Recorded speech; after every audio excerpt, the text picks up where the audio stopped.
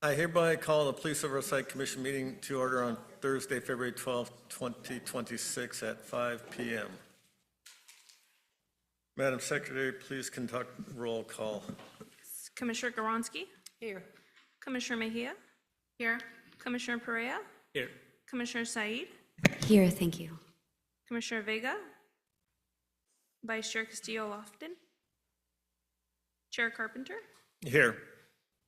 Record shows we have 5 members present and Commissioner Vega and Vice Chair Castillo-Lawton absent. Thank you. Next on the agenda, we have the Pledge of Allegiance. If able, will you please join me in standing for the Pledge of Allegiance? Thank you.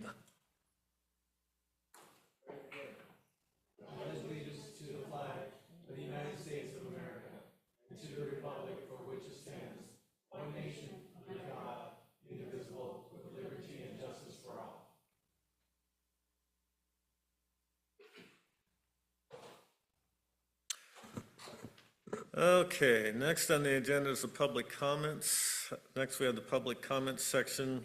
This is the time for the commission to receive comments from the public. We will not accept any additional requests for speaker cards once we begin the public comments session.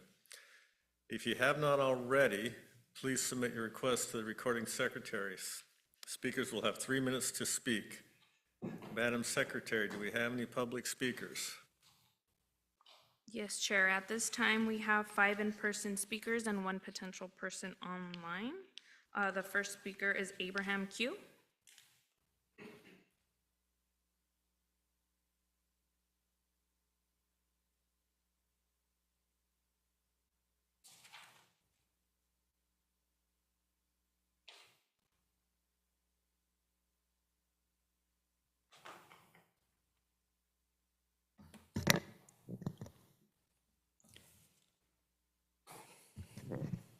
There we go. Good evening, commissioners and city staff. My name is Abe. I live in Ward 3. I'm here to continue supporting the family of Noe Rodriguez in seeking an independent investigation into the death of Noe, but at the hands of killer cops Luis Casillas and Isaac Ibarra. These officers have been involved in other deaths and misconduct over the last year and 2 months since they killed Noe. And you should all know that when we go out into our communities, when we talk to people who live in Santa Ana, a lot of them report experiencing other misconduct at the hands of these officers, Luis Casillas and Isaac Ibarra. But the vast majority of people are way too afraid of retaliation by the police department, and they do not know that this commission even exists. A lot of people don't have that information. They're not able to submit complaints. They don't know that we are able in some way to start seeking out justice through this commission. On December 1st, 2024, Noe was walking near downtown Santa Ana, experiencing a mental health crisis and holding a toy weapon.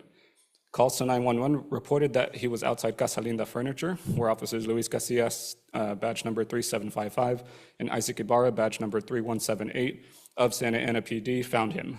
In less than 30 seconds after stopping their vehicle, the officers fired almost 30 bullets at Noe, even though he was unarmed.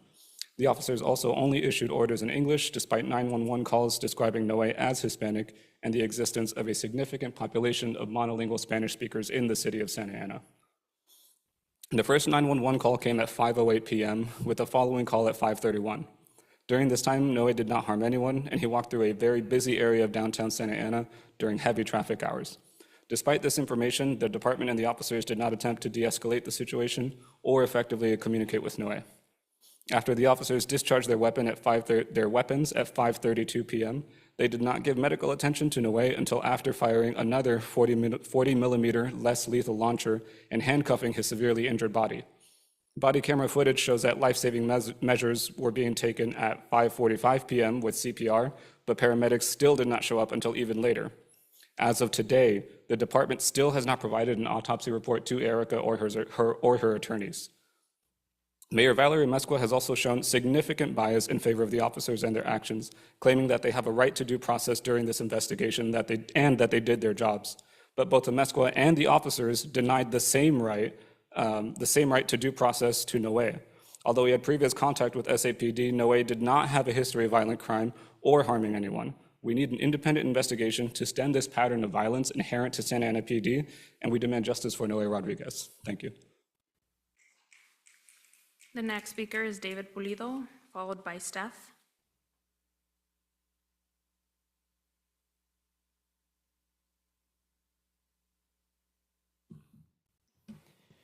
All right, good afternoon. My name is David Polito. I'm a member of CS Orange County also, and we are here to again urge an independent, an independent investigation into the police killing of Noe. An independent investigation is an important step towards holding these officers accountable for their actions. Both officers remain a public safety risk. Since killing Noe, they have both been involved in other killings, such as the death of Henry Gonzalez Jr. just the next month, the death of Freddie D'Angelo Washington later that same month in January, and the beating of a 15-year-old minor named Mario Diaz. I will only talk about the first two, but just to go over some details that are important for the following killing of Henry Gonzalez Jr. On December 1st, 2025, as Abraham mentioned, Noe was suffering a mental health crisis, hallucinating and wandering downtown Santa Ana, but he was not threatening or harming anyone. CCTV footage shows him simply standing in front of a furniture store, and there are people that can be seen walking right by him. When Casillas arrived, he immediately drew his handgun and gave the following command 3 times in English only: "Drop the gun or you're going to be shot." He then fired all of his 18 bullets at Noe and reloaded his weapon. Ibarra fired 11 bullets, and the last 3 were fired as Noe fell to the ground. Now, just 1 month later, Luis Casillas killed Henry Gonzalez Jr. Police were called about a man holding a knife to his mother. When Casillas arrived, he immediately drew his gun and gave the same command 7 times: "Let go of her, you're gonna be shot." Henry appeared to be holding his mother with one hand and a knife to his side with the other. Henry's mother warned Casillas that he wants to kill himself. When Casillas gave his final command, Henry said, "No, you have to use the other one, please." But seconds later, Casillas shot Henry in the head. Later, they realized Henry had already stabbed himself with that knife. The blood on the knife was his own blood. This is according to the report. Now, within 1 month, Luis Casillas used deadly force on 2 people with apparent mental illness. He gave 1 set of identical commands both times, and that command didn't allow for any other possible outcome. So if they didn't respond, they would be shot, which is what he did. This is not de-escalation. In the report for Henry Gonzalez Jr., they claimed that he de-escalated. That's not a de-escalation tactic. He didn't give space or time. They didn't attempt anything else. He just approached him with a gun drawn, and he eventually responded. This is me presuming, and we will never know because we didn't make contact with the family, but I think he wanted to be shot with the less lethal. In any case, he was denied that. He was just killed. So in any case, we're here to demand justice for Noe Rodriguez. We want these officers fired ultimately, not only for the family of Noe, including Erika and her children, but also to prevent the officers from killing more residents. An independent investigation is just a step towards holding them accountable. And with more killings, there was a brutal arrest yesterday. There was a killing in January of Victor Lopez. Time is up. This is very important. So thank you for your time and your work. Madam Secretary, let the record reflect Vice Chair Castillo-Lawton arrived 5:06. Steph? Hi, everyone. My name is Steph, and I'm a member of CSO Orange County. I'm here in solidarity with the family of Noe Rodriguez in order to demand justice, and as well as demand an independent investigation into the murder of Noe. It has been over a year since he was killed by officers Luis Casillas and Isaac Ibarra. The family has been fighting for justice since then, and both officers have been involved in other deaths and misconduct. So we believe that it is imperative that this killing be investigated so that the officers that commit such egregious crimes against people of this city do not continue to roam the streets and harm others. Noe was suffering a mental health crisis and holding a toy gun in downtown Santa Ana. He was not threatening or harming anyone, but officers Luis Casillas and Isaac Ibarra did not try to assess the situation. They did not try to de-escalate. Within the 30 seconds of seeing Noe, Casillas drew his handgun, gave 3 commands in English, and fired all 18 of his bullets at Noe. He even reloaded his weapon. Officer Ibarra fired 11 bullets, and the last 3 were fired as Noe fell to the ground. This incident clearly demonstrates a comfort with excessive force in SAPD, and this, as well as other incidents involving these officers, shows that they at least have a pattern of aggressively violent behavior towards Santaneros. And it is damning that these officers have yet to be disciplined and that the family remains without justice for this long.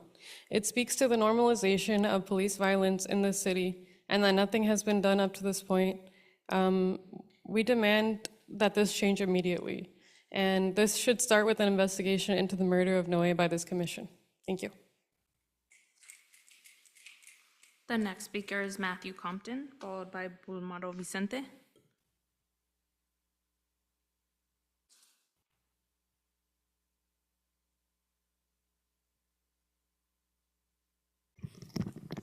Hello, my name is Matt. I'm with CSO Orange County also. I'm here to demand an independent investigation into the death of Noe Rodriguez. It has been over a year since Noe was killed by SAPD officers Luis Casillas and Isaac Ibarra. Since then, Casillas and Ibarra have both been involved in other deaths and misconduct since they took Noe's life. For example, Casillas was also involved in the brutal beating of a 15-year-old minor, Mario Diaz, on June 9th, 2025. Despite on-camera surrendering to police, Mario suffered broken ribs and several bruises. It was so severe that Mario had to be transported to a hospital. Isaac Ibarra was involved in the January 15th arrest of unarmed Freddie Washington. Freddie was put into a restraint chair and was locked into a cell at the Santa Ana jail. While being transported to the OC jail, Freddie lost consciousness off camera and was dragged into the hallway. There, Freddie woke up with 3 officers with their knees in his back, pinning him to the ground for over 2 minutes. Freddie was then put back into his cell, strapped to a restraint chair while wearing a spit mask. Freddie stopped breathing and later lost his life in custody. In the full body camera footage during the shooting of Noe, officers Luis Casillas and Isaac Ibarra lied multiple times. Casillas said he fired approximately 14 to 15 bullets when he fired all 18 bullets in his handgun and reloaded. Ibarra said he fired approximately 7 when it was 11 bullets. Casillas said it looked like Noe was loading a gun, but that is not what we see in any of the footage. Instead, we only see Noe standing motionless against the wall of Casa Linda Furniture Store. Holding the toy rifle to his chest, Ibarra said that Noe was waving around a shotgun and pointing it in their direction. Again, the body camera footage contradicts both of these false claims. Again, I demand an independent investigation into the death of Noe Rodriguez by SAPD officers Luis Casillas and Isaac Ibarra. Justice for Victor Lopez, justice for Freddie Washington, justice for Mario Diaz, and justice for Noe Rodriguez. The last speaker is Bulmaro Vicente.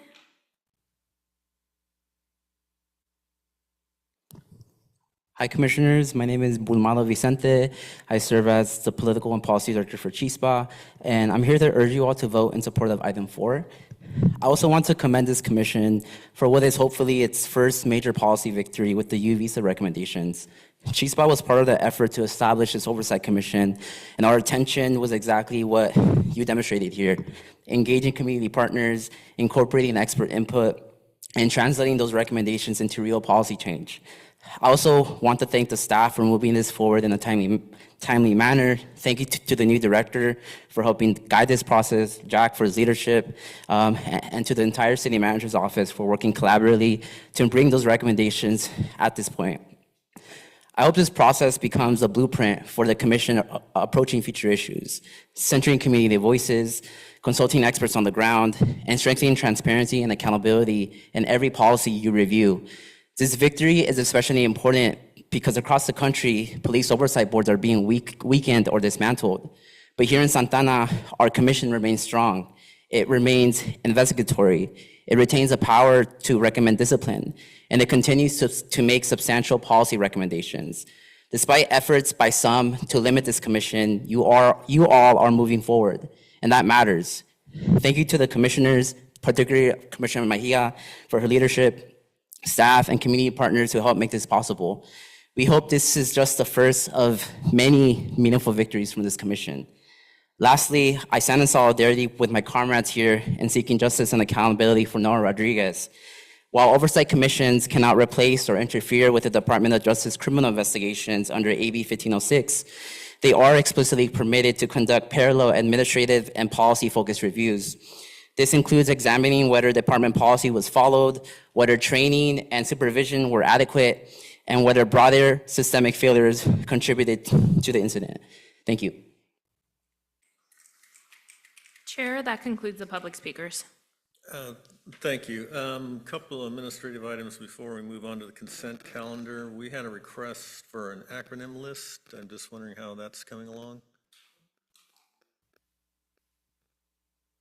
The acronym list that you had requested.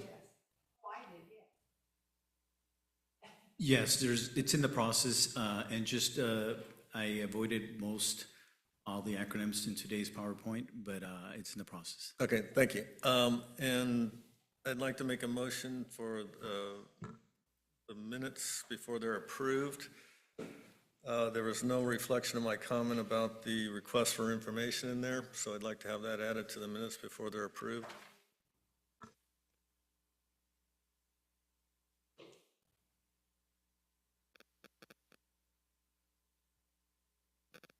Can I get a second on that? I'd like to I'm making a motion to amend the minutes from the January 8th meeting. There was no reflection of my comment about the request for information. So I'd like to have that added to the record. I'll second.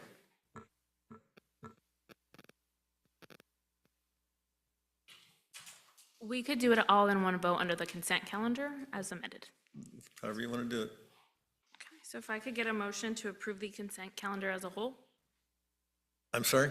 If I can get a motion and a second to approve the consent calendar as a whole with the amended minutes. Excellent.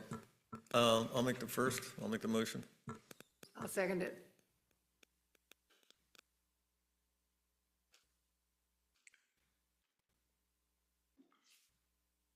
Madam Secretary, please conduct the roll call vote. So that motion was made by Chair Carpenter, seconded by Commissioner Garonski, and that was to approve item numbers 1 and 2 as amended to reflect Chair Carpenter's comments for the minutes. So Commissioner Garonski, Yes. Commissioner Mejia, Yes. Commissioner Perea, Yes. Commissioner Said, Yes, thank you. Vice Chair Castillo-Lawton, Yes. Chair Carpenter. Yes. The vote is 6 ayes, 0 nays, with Commissioner Vega absent. That motion carries. All righty, that's the end of the consent calendar. We will now, it's going to be a closed session, so we will now recess this portion of the meeting to consider item number 3 listed on the business calendar at 5:18 p.m.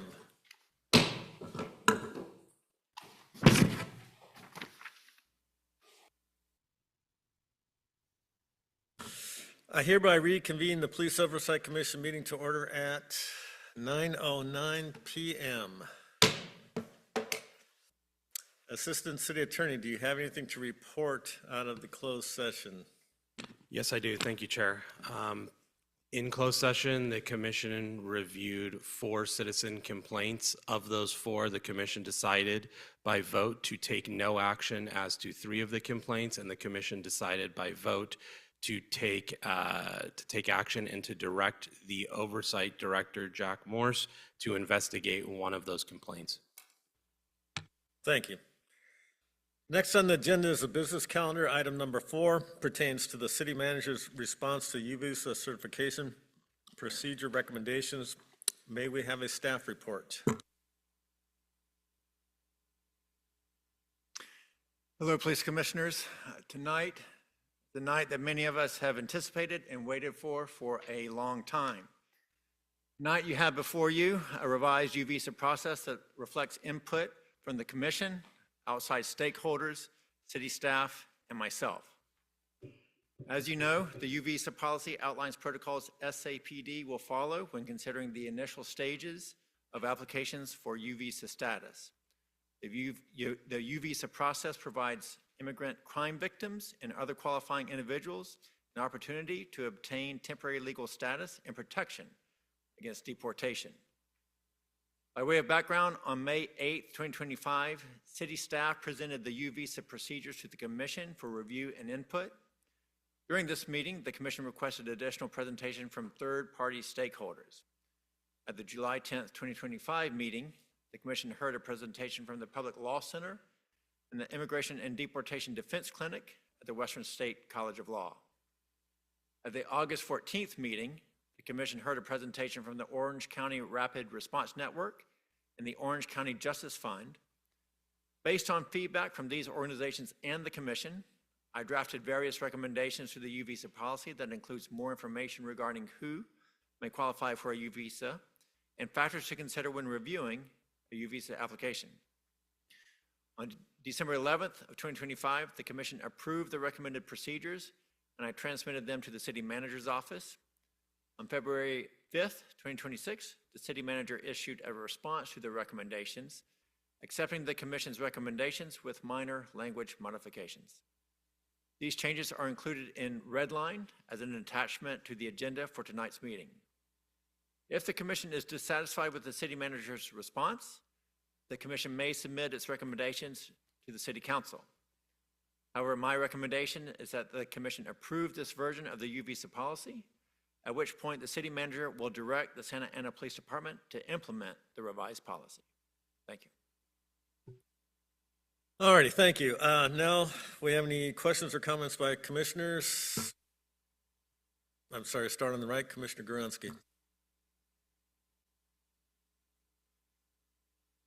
No, I don't. Thank you. You're welcome. Vice Chair, I do not. Commissioner Mejia. I just have, and I don't know that you can even answer because my understanding is that the red changes are from the city manager staff, not yours, correct? Correct. But I'm wondering, on page 17, which is the 4130.31 direct and indirect victims, I'm curious as to why they added upon proper verification and authentication that a qualifying crime occurred, which is, it's a given, right? So was that just like extra details that they felt was needed? I can address that question because I assisted the city manager's office in drafting some of these. So as I recall, there was just city manager's office wanted clarity that there had to be an underlying crime, that there must be an underlying crime that actually occurred in order to qualify for the U visa. So this was just adding clarity, yes, Commissioner, to that particular point. Okay, and then my other question is on page number 21. The first paragraph where it says, the addition says, while there is no time limit for an individual to submit a request, an unreasonable delay in reporting a crime may impact the CID supervisor's ability to determine whether a qualifying crime occurred. The other one I understand, and for this one, maybe you can help me get a better understanding as to the reasoning. I understand clarification that if somebody submits or reports a crime that has been, I don't know, 3-4 years ago, that it could potentially make it challenging to verify that something occurred. Is that the reasoning behind it? Correct. So the passage of time would create a situation where evidence is no longer available, memories fade. So again, this is not only is this a document designed to guide the police department, but it's also a document that presumably the public is going to look to as well when understanding the PD's policy. So we wanted to make sure the public understood that if a crime indeed occurred, and barring exceptional circumstances, to be sure to file a complaint as to that crime as quickly as possible, so that those situations where passage of time and evidence doesn't become an issue. Got it. And I understand that, and that makes sense. I think I just want to make sure that we're not adding something in writing that's going to punish people who waited to file, so I'm curious from the PD's perspective, is there an issue with people file for a complaint later in time? Not necessarily, depending on the case. Yeah, obviously if something's 10 years from now, it's harder to, I would imagine, but just want to that's all. And I can answer that question as well. There is no statute of limitations, if you will, as it pertains to the U visa certification process. Again, this is simply information that we wanted to make sure everybody understood, that please don't sit on your rights. If you have a qualifying crime and you're going to be helpful and assist law enforcement, please, file a complaint as to that crime, report it, and then go through the U visa process if it's applicable. If someone, for whatever reason, waits, this is not hindering their ability, it's just making it clear that it will make it more difficult if there's not enough evidence to confirm? Correct. Okay. No questions or comments, thanks. Oh, Commissioner Pereira. Thank you, Chair. The only a comment I have on this is, well, first, thank you, Director Morse, and thank you, city staff and everyone involved. I'm really happy with the policy that has been approved by the city manager. I think initially on the commission, when we started to look at the sanctuary policies and immigration policy of the Santana Police Department, one of the main concerns that a couple of us here brought up was the U-Visa certification, and that it needed an overhaul. And I believe that this is the overhaul that I was personally looking for. And I think that this does set a model in how we hopefully proceed towards reviewing and providing input to policies for the Santana Police Department, where we engage the community stakeholders, but also the commission does take responsibility in actually proactively looking into how can we improve. With that said, I do know that the portion where, the last portion on page 25, where the recommendation was to send it to the annual report to the Police Oversight Commission. I see that it has been modified towards publishing it on the website and then where everyone can access it, and as well the commission. I just want to see if we can just get like an email notification when that is published, so that, you know, it will be just good for us to know. But other than that, thank you again, and I'm looking forward to seeing the report and see how the changes that we made impacted the policy. Thank you. All righty then. Is there any more questions or comments that want to be made? If not, can we get a first and a second to accept the? I can second. I'm sorry? Did someone make a motion? Oh, The motion is to approve the, Commissioner Pereira just made a motion. I'll make the motion. yeah, it's to approve the U-Visa as presented. I'll second. Okay, we have a first and a second. Madam Secretary, please conduct the roll call vote. So that was a motion by Commissioner Pereira, seconded by Vice Chair Castillo-Lawton, and that was to approve item number 4, the business calendar. So Commissioner Garonski, Yes. Commissioner Mejia, Yes. Commissioner Pereira, Yes. Commissioner Said, Yes, thank you. Vice Chair Castillo-Lawton, Yes. Chair Carpenter. Yes. The vote is 6 ayes, 0 nays, with Commissioner Vega absent. That motion carries. Okay, that brings us to the end of the business calendar. Now it's time for staff comments. Independent Oversight Director, do you have any closing comments? Thank you, everyone, for all the hard work. It's been a pleasure working with you thus far. I'm very excited about the work that we've all done on the U-Visa policy, and I'm looking forward to similar accomplishments in the near future. Thank you. Any other staff comments? No comments from the city attorney's office? Thank you.